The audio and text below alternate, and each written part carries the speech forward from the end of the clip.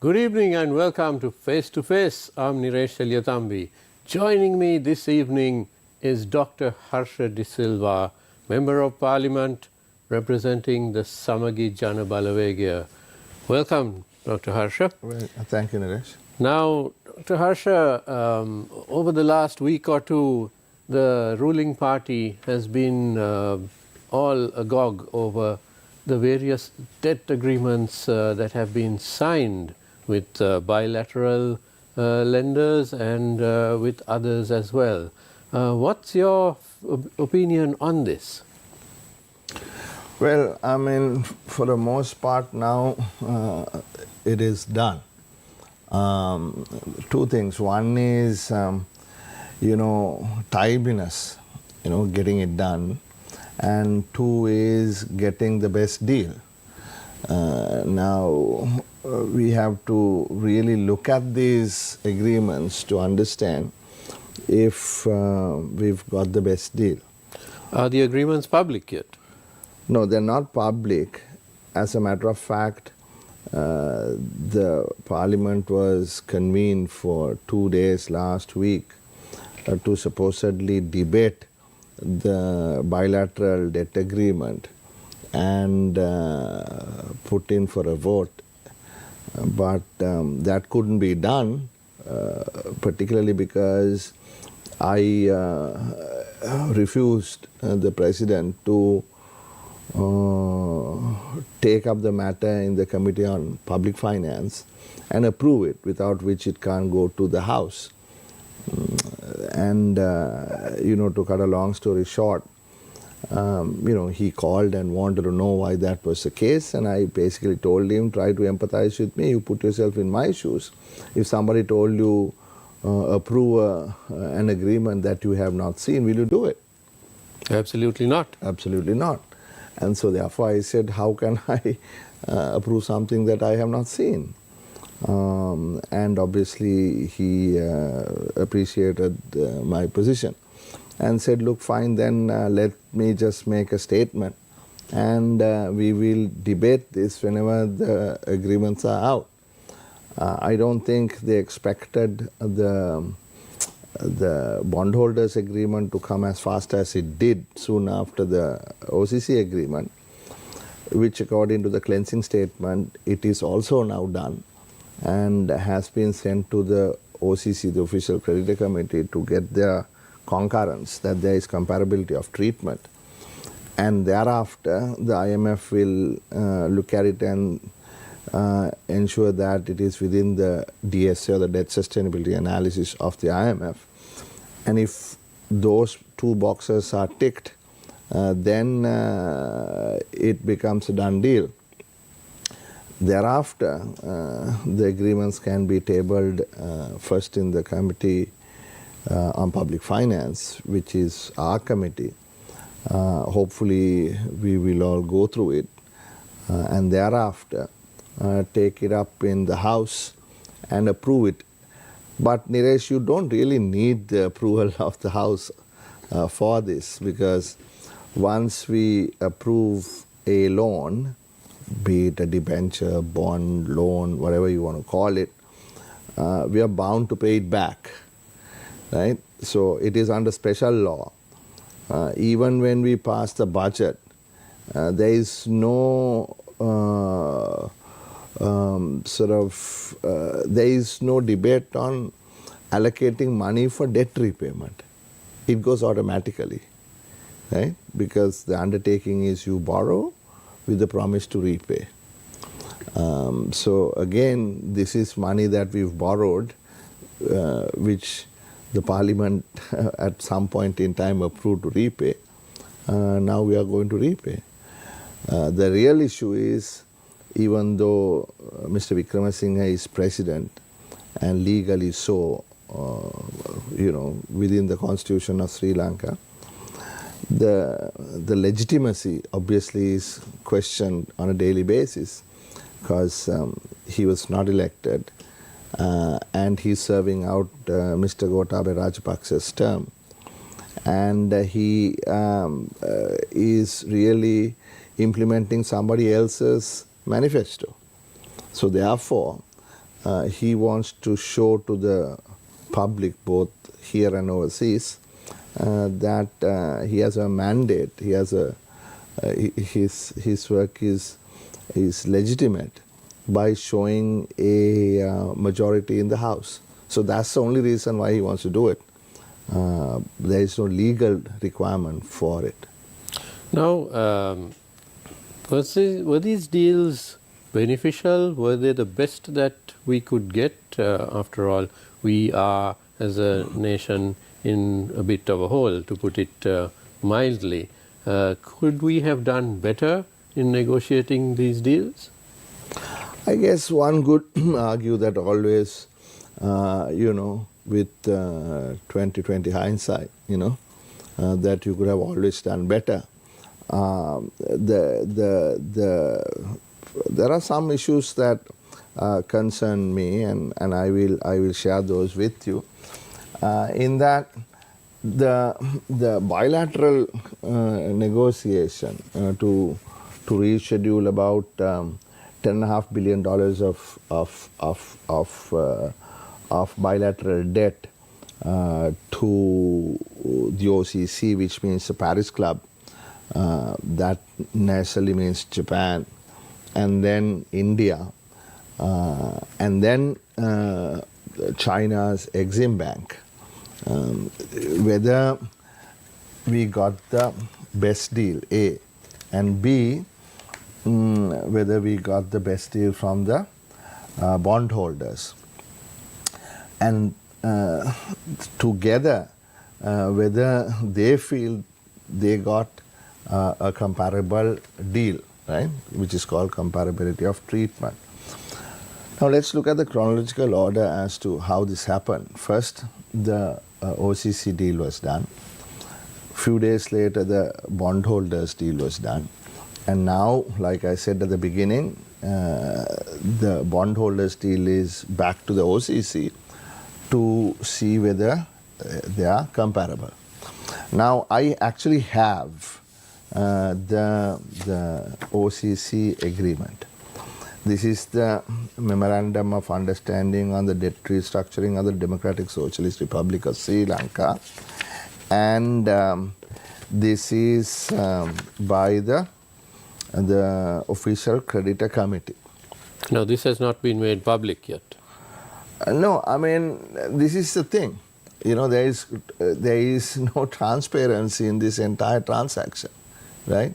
But here it is. So probably, this is one of the first occasions that we are going to actually, look at the document, go through it. What it says essentially is that the debt has been pushed back to start from repayments to start from 2028, and it gives the schedule, how much on 1st January, how much on 5th July, going on till 5th July 2042, and also interest starting from 5th of January 2025. And also it says that interest would be restructured at a maximum rate of 2.1%. And it goes on to define the various things. But what is of concern is this thing called the comparability of treatment. And in that, it says, in order to secure comparable treatment of debt owed to other external official bilateral creditors and other external private creditors, meaning the international sovereign bondholders, the government commits to promptly seek from those external creditors a treatment on terms at least as favorable as those reached by the participating creditor committee of this MOU, right? And it's supposed to provide quarterly updates and so on. And it says the government commits not to accord more favorable financial repayment conditions to any other external official bilateral creditor or external private creditor than those extended to the participating creditor countries. Then it says, in the case, this is the interesting point, where any other external creditor concludes a debt treatment, which includes a state contingent mechanism. Now, what's a state contingent mechanism? That is the so-called MLB, or the macro-linked bond. What it means is it is state contingent upon a particular state. If the GDP is such, then the haircut is such. If the GDP is such, the haircut is something else, etc. So it's contingent upon the That's actual right. GDP, right? You explained that macro-linked bonds in quite great detail the last time we met. Yes.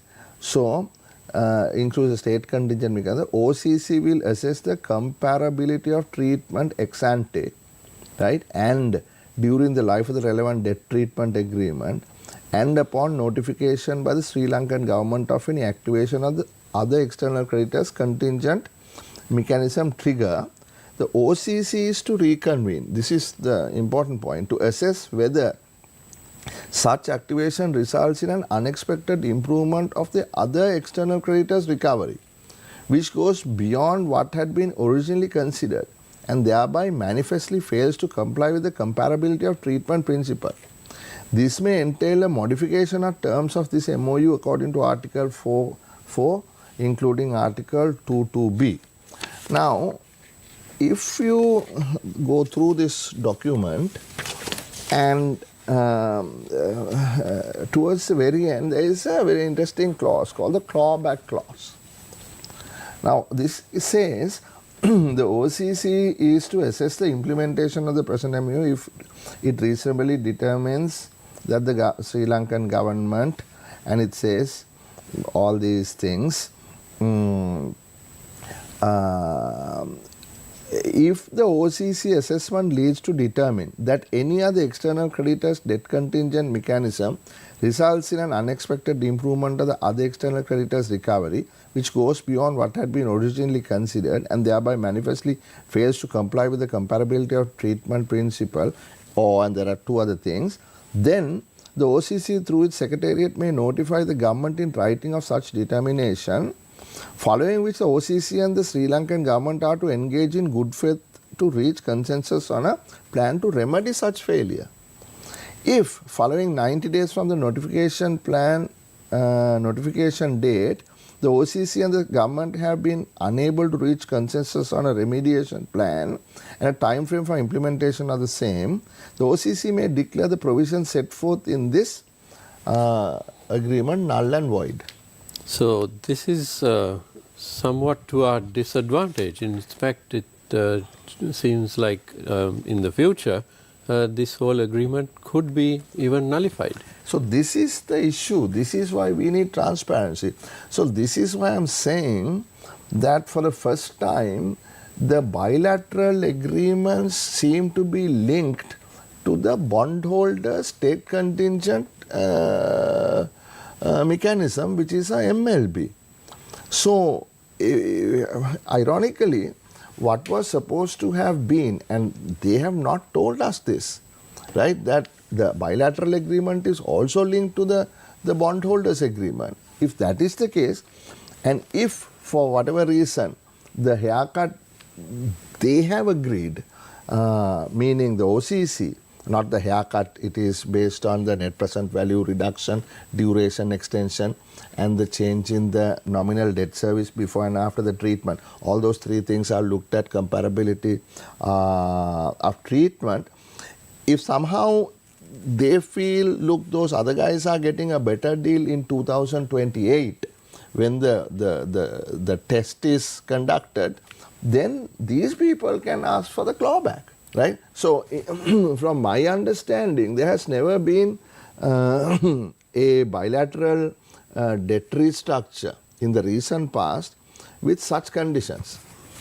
That's a very severe condition, which strangely enough the President did not mention any of this. Nobody has mentioned anything. In his address to the nation last week. No, I mean, I don't want to scare anybody, or I don't want to say there is going to be some extreme case that this is going to be null and void. I'm not saying that. And also I am saying this is the document I have obtained, and if this document is not accurate, then the government should, A little bit more transparency is called for at this time, I think. Yeah, and so the issue is we need to get the best deal, right? And these are not, by the way, let me tell you, these are not market sensitive. This contains no market sensitive information, right?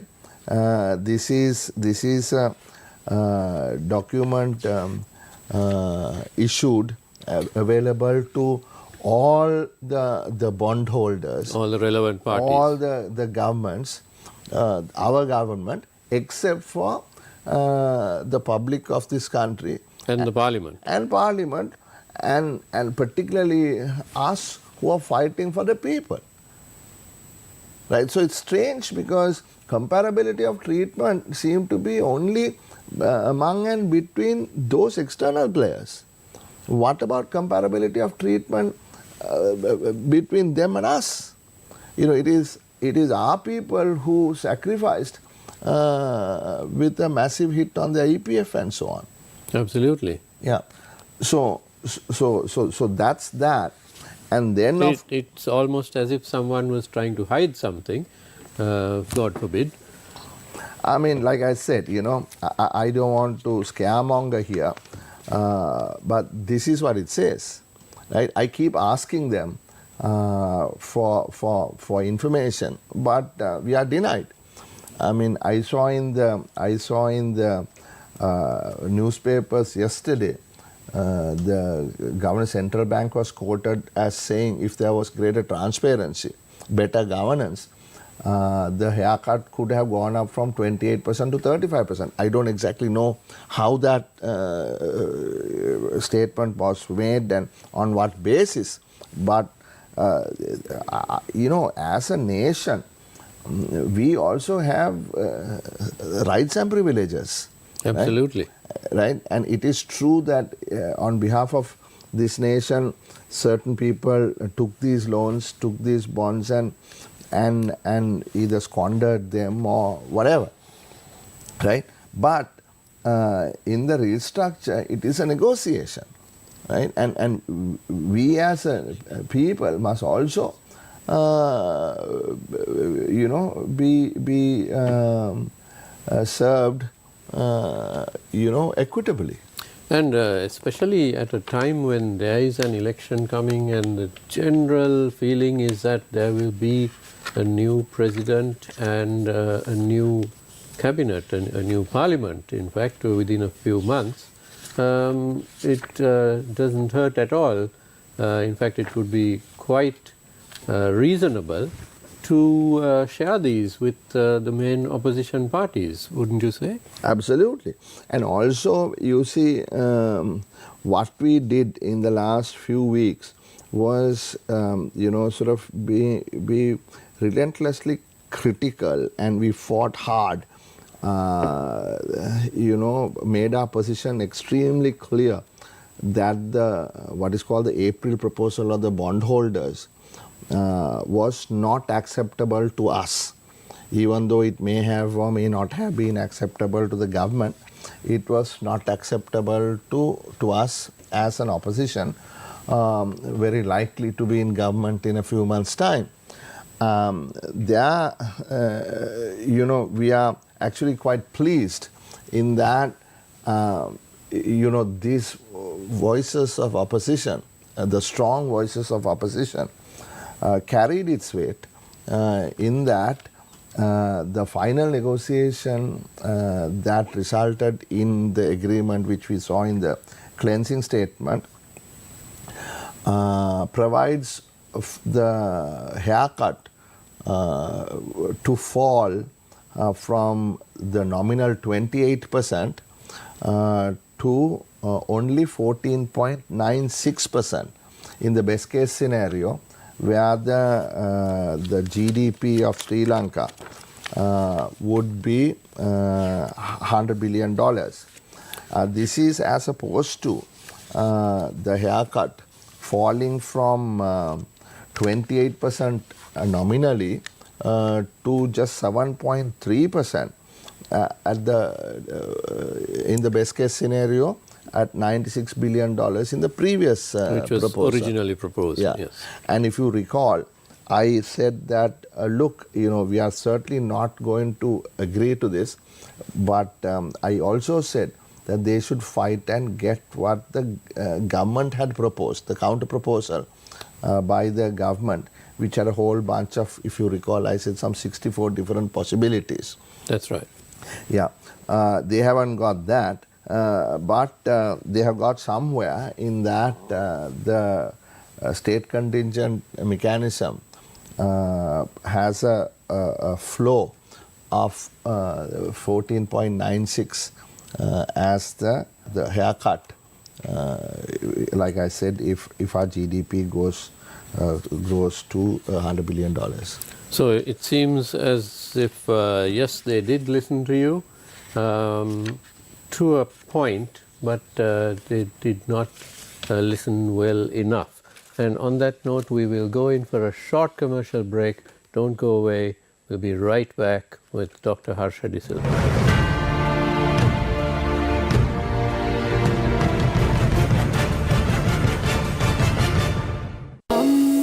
Kids Kirula Dino Aslam Roshange Palamu Geetaya Spotify Apple Music YouTube ඇතුළු ඔබගේ ප්‍රියතම සංගීත සේවාවන් හරහා රස විඳින්න ජංගමුදුරකථන ජාලය ඔස්සේ ඔබේ රිගින්ටෝන් එක ලෙසද ඇක්ටිවේට් කරගත හැකියි. Entertainments.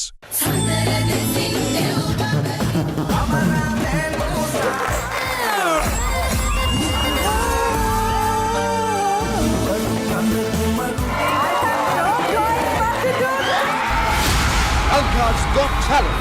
Weekends at 8:30 p.m. on Sirasa TV. අනේ දෙවියනේ මෙයා රතු වෙලා වගේ ගිහිල්ලා මූණත් වෙනස් වෙලා ඔයාට උන හැදිලාද නැත්නම් වෙනස් නේ නැද්ද? ඔයාලා දෙන්නගේ ආදරය ගැන ඔයාලා දෙන්නට කතා කරන්න මම අවස්ථාවක් තියන්නේ නැහැ. මං ඒ සේරම ඉවර කරනවා. ආරෙන් වෙනුවෙන් විතරක් නෙවෙයි එයා අපේ පවුල වෙනුවෙන් ගොඩක් දේවල් කළා. නර්මදා ලෑස්ති උනේ නම් හරියට ওই ගොඩේ කෙල්ලෝ කුසිය මුල්ලේ දන ගසලා තියන්න වගේ. අපි දෙන්න යන පාරින් අදින් පස්සේ ඉම්ලි අයින් වෙයි.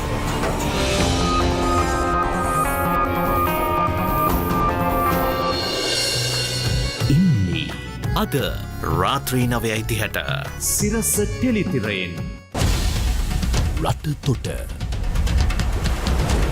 පිට රට වට පිට හැමදේම හැමදාමත් මුලින්ම කලින්ම දැනගන්න උදේ 8 සිට එක වෙනතුරු එක දිගට පුවත් පැය 5ක් ඇහැරෙන්න TV1 සමග Newsfirst morning on TV1. ජූලි 8 වෙනි සඳුදා සිට.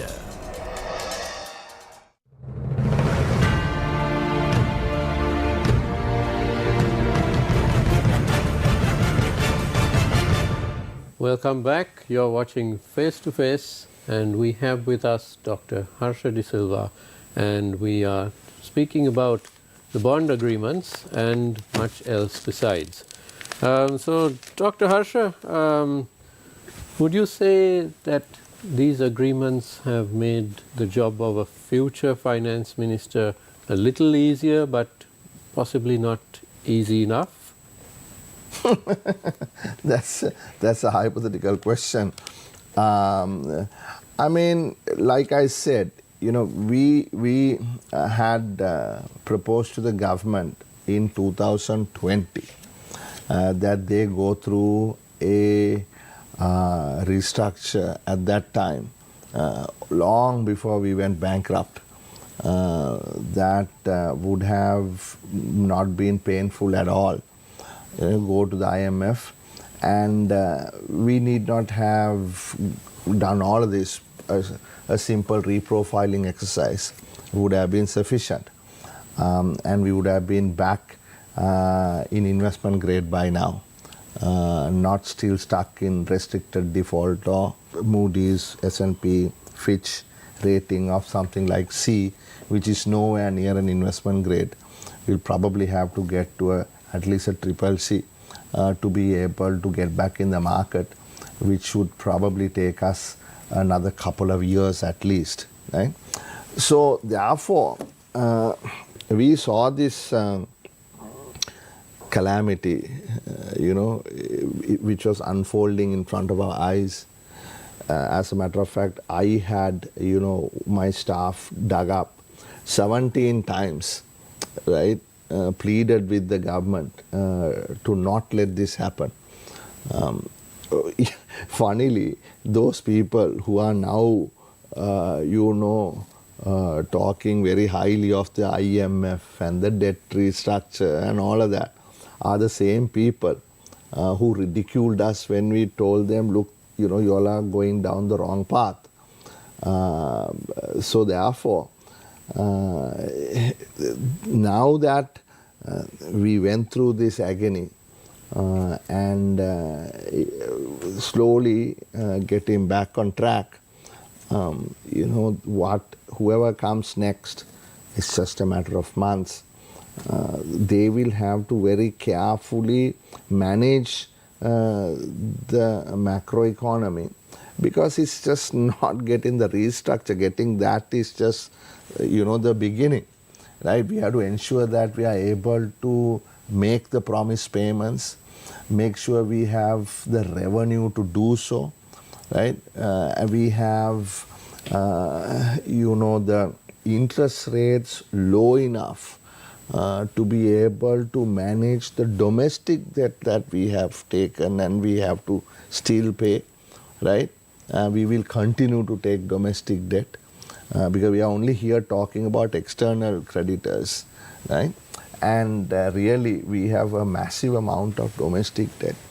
And even if we successfully complete this IMF EFF program, when we get out of it in 2028,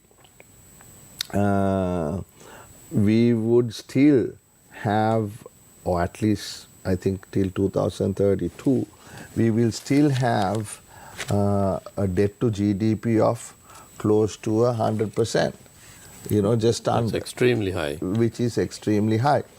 You see, the thing is, this DSA, which is the debt sustainability analysis, has, or it's applied in two different contexts. One context is, like for instance, Zambia, people have been talking about Ghana, Suriname and Chad and other places. They are low-income countries. So for those countries, the threshold of debt to GDP is much lower than what they say market access countries can sort of afford. So while ours remain at close to 100%, 95%, those countries had to bring down their ratios to about 55-60%. So when you look at the haircuts that they got, for instance, Ghana got something like 37%, right? And here we know max, best case is going to be 28%, which is not going to happen realistically. We probably end up at around 14.96, which is 15%. So there's a big difference in these two numbers. So the DSA itself is structured in such a way to ensure that the country, the market access country, these are emerging markets like us, can once again access the global capital market. So it is about sustaining your debt. It's debt sustainability analysis. Sustaining your debt, being able to sustain your debt, but to continue to take debt in the global markets. So the thing is, when you are a market access country and you're engaging in global financial markets, who monitors you? The rating agencies monitor you, right? The moment they see us slipping, what they will do is to bring down our credit rating. That is punishment, harsh punishment. What then happens is the risk premiums go up, and then we have to pay a hell of a lot more to be able to borrow, right? So therefore, keeping fiscal discipline is going to be primary responsibility of whoever comes to office. Now, Dr. Harsha, let's talk about the ratings agencies. Now, in the past many years, actually, whenever a ratings agency lowered our country's credit ratings, the central bank and other arms of the government tended to argue with these ratings, these international agencies, instead of actually trying to make the situation better by perhaps engaging more with them and getting a bit more advice and trying to sort out the issues. We tended to reject out of hand these professional opinions of these agencies. Why is that? Why don't we actually... No, that only happened during Cabral's time. Right? No other time did they go after the rating agencies. It was during Cabral's time.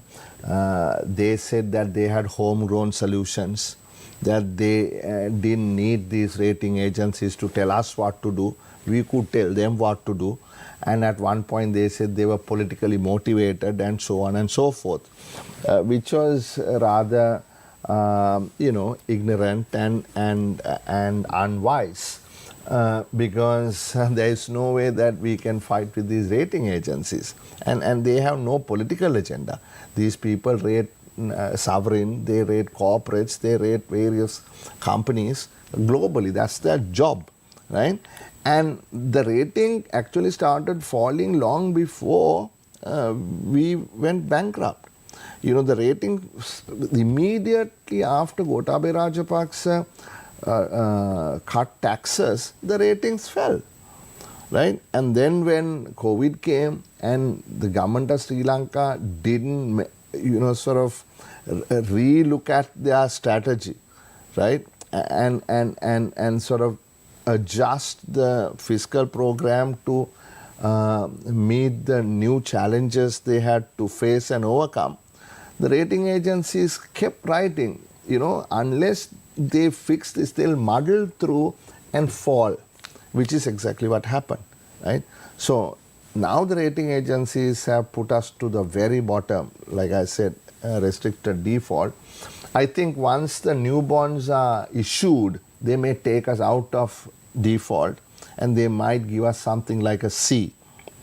But like I said before, that you cannot use to go to market, right? To go to market, you will have to build up this economy, much more. The IMF said our economy is on a knife's edge, right?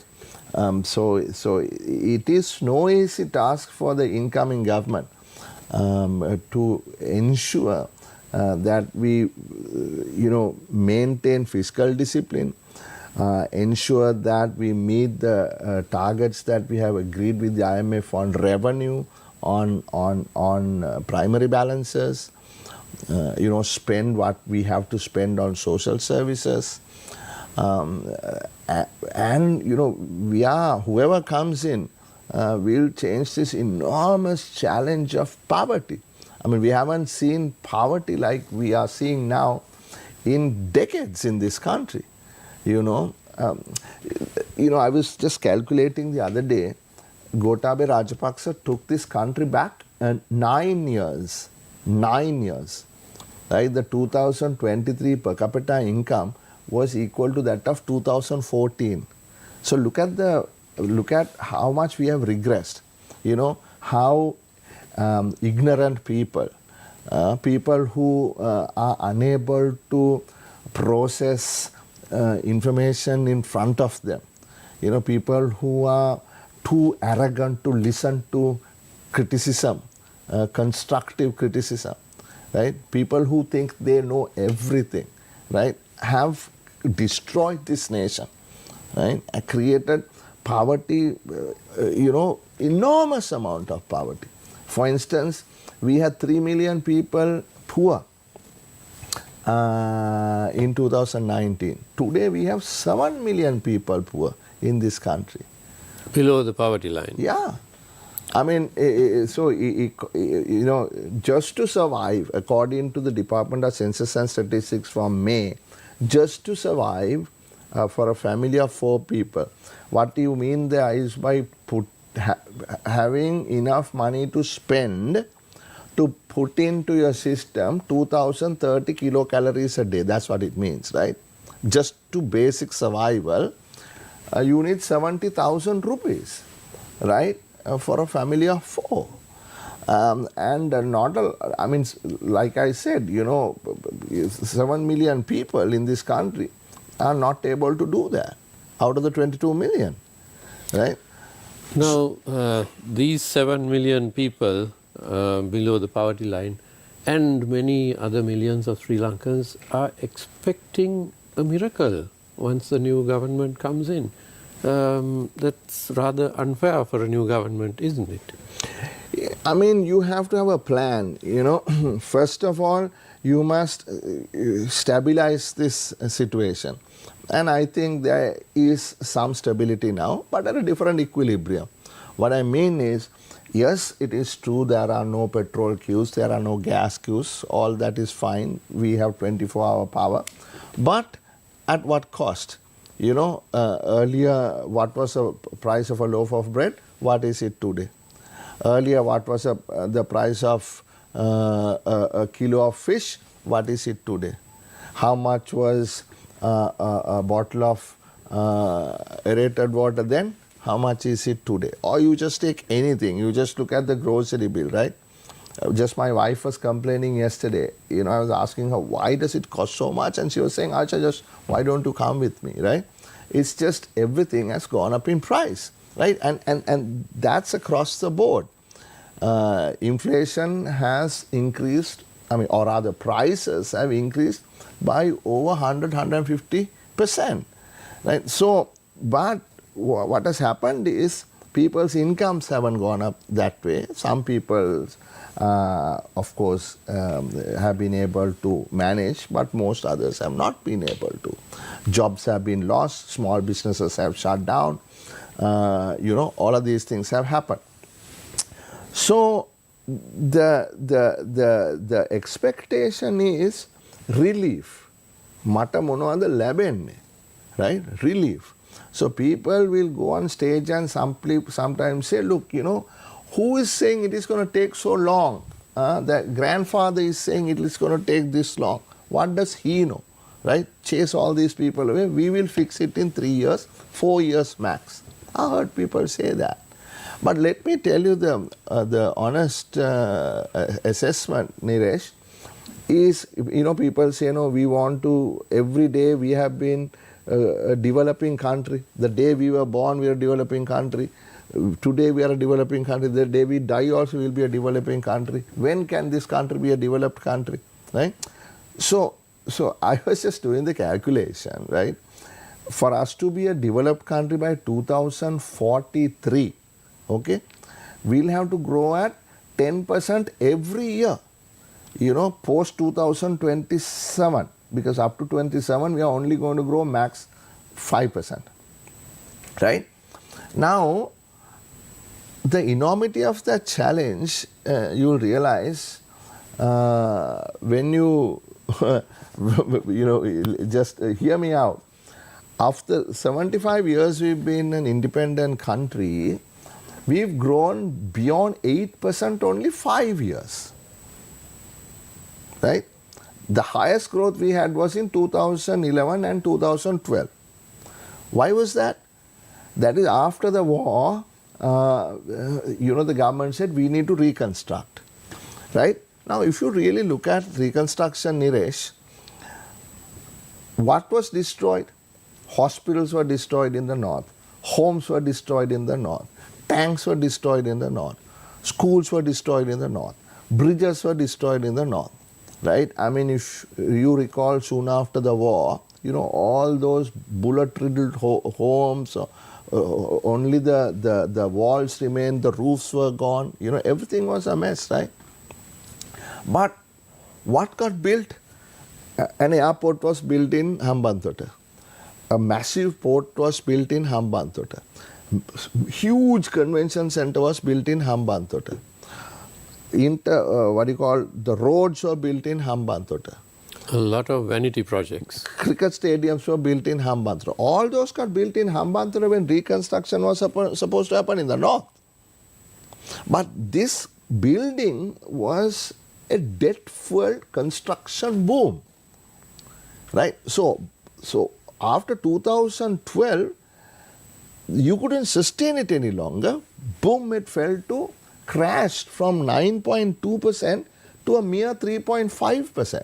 You know, I see various people on political platforms and on social media say, look, you know, during such and such time, we were growing at such and such a pace, and during the last such and such time, it didn't. It's all bunker, right? It fell to 3.5% during Mr. Rajapaksa's time in 2013. From there on, it was a struggle, right? So the challenge for the next government is to create a model where growth can be sustained. And to put this 10% in context, I think India is growing at about 6.3% this year. So, and India is experiencing massive growth wherever you look in India. So it's just 6.3. So to expect Sri Lanka to get to 10% even in about 4 or 5 years' time, and then to sustain that for a good 17 years is just a pipe dream. Well, I mean, the thing is this. What is the fastest, for the next 5 years, the fastest growing country in the world is going to be Guyana, because they just discovered oil and ExxonMobil is going to put massive investments there. That's going to grow at something like 20%. But other than that, everything is sub 10%. So the countries that are in the top 10, countries like Rwanda, Ethiopia, Bangladesh, Vietnam, bunch of African countries, etc. They will grow in the region of 6.5–7%. India, being the world's largest country, the most populated country, is going to grow at 6.5%. Right? Now, there is a massive opportunity there, Niresh. Because if you look at the northern states in India and compare it with the southern states, what you see is a sort of a different growth model. The southern 5 states of Kerala, Karnataka, Tamil Nadu, Telangana and Andhra will be growing at almost double digit for the next so many years. Tamil Nadu, for instance, is going to grow to their economy, they say by 2032, will grow to $1 trillion. It's a massive, ginormous economy that's going to get created just on the other side of the pork states, right? So to me, that is our path to success. To me, this is going to be once in a lifetime opportunity for Sri Lanka.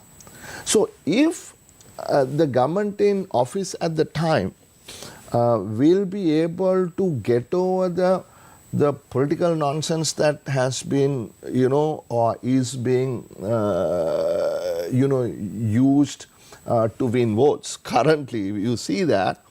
And really try to leverage the growth that's going to happen in the south, we can get it done. We can get it done. Because if you just look at, say, a city like Chennai, it's 10 million people. Take a city like Bangalore, 14–15 million people. Put the two together, you're looking at 25 million people. The whole of Sri Lanka is only 22 million people, right? And how do you leverage that growth? How do you get on that bandwagon? How do you integrate our supply chains with those? Where is our opportunity, right? So it will take a lot of experience and expertise to tap into all this. I mean, you need to have a vision. And here, I mean, for us, the SJB, we are quite straightforward about it. We are quite honest about it. And that is, we will try to do the best we can to be a part of that project. Right? We would want to integrate into that economic machine. Right? When I say this, I know I get pushback saying, what is this Harsha is talking about integrating with India? I'm not talking about integrating with India, right? Which I was hammered recently in a column by someone as well. It is about integrating with global production networks. That is how the world is moving, right? Production is getting sliced, and various slices will get produced in different parts of the world.